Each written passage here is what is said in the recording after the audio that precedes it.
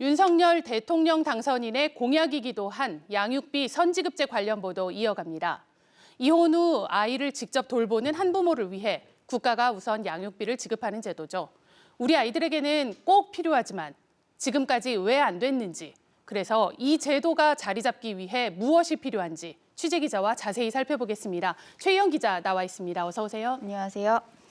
네, 양육비 선지급제. 문재인 대통령의 후보 시절 공약이기도 했잖아요.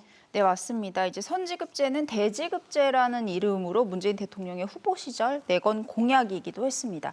하지만 이 공약은 정부 출범 직후죠. 2017년 7월 양육비 이행 강화로 축소됐습니다. 검토로 바뀐 겁니다.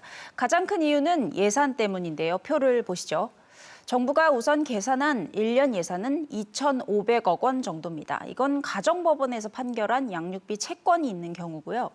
양육비 채권은 쉽게 말해서 양육자가 비양육 부모에게 매달 얼마씩 줘야 한다 이렇게 쓰여 있는 서류라고 보면 됩니다.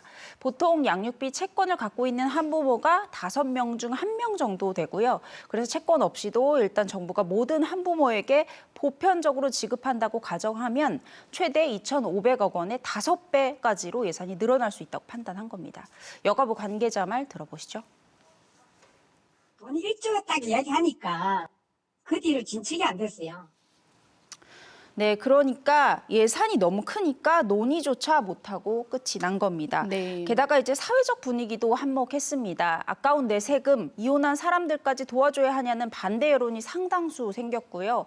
국회에서 관련 법안도 여러 건 발의가 됐는데 이혼을 부추길 수 있다 이런 이유로 폐기가 됐습니다.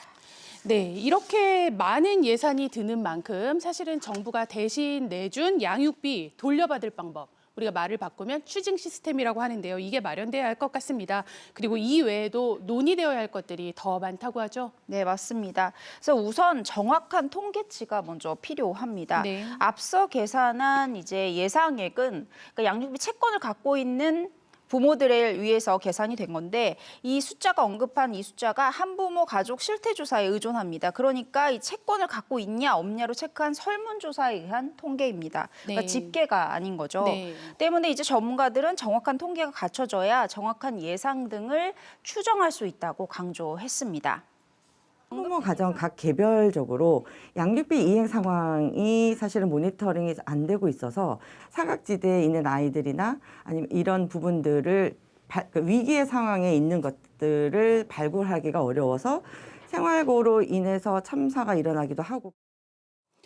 네, 생각보다 갖춰져야 할 게 많아 보입니다. 해외에서는 그런데 이미 선지급제가 운영되고 있다고도 하죠. 네, 그렇습니다. 이 제도를 운영하는 선진국들의 특징은 일단 양육비는 긴급한 채무다 이렇게 판단을 한다는 겁니다. 이제 선지급제를 하는 이유가 일단 긴급한 돈이니까 빠르게 줘서 아이들의 교육과 돌봄 영향을 받지 않도록 하자인 거죠. 그래서 국가가 일부라도 먼저 주고 혹은 부족한 부분을 빠르게 채워주는 겁니다. 표를 보시죠.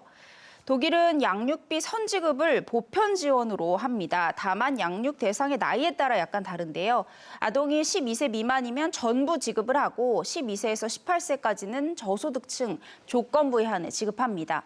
아동청이라는 곳에서 업무를 담당하는데 정부가 선지급을 할 때 양육부모의 채권이 정부로 이전됩니다. 소송도 정부가 하죠. 프랑스도 마찬가지입니다. 이제 소득에 따른 지원이 아니라 보편 지급을 하는데 아이의 나이가 21세 미만이면 지급을 합니다.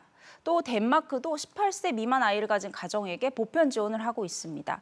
아이가 학업 중이면 그러니까 대학에 가거나 다니고 있는 중이면 지원 기간이 늘어나기도 합니다. 미국은 선지급제를 하지 않는 나라인데요. 그렇다고 해도 우리나라처럼 이제 소송을 한 뒤에 판결을 받아서 넘어가는 구조가 아닙니다. 2~3달 정도 양육비가 연체가 되면 주 정부에 자연스럽게 알게 되고요.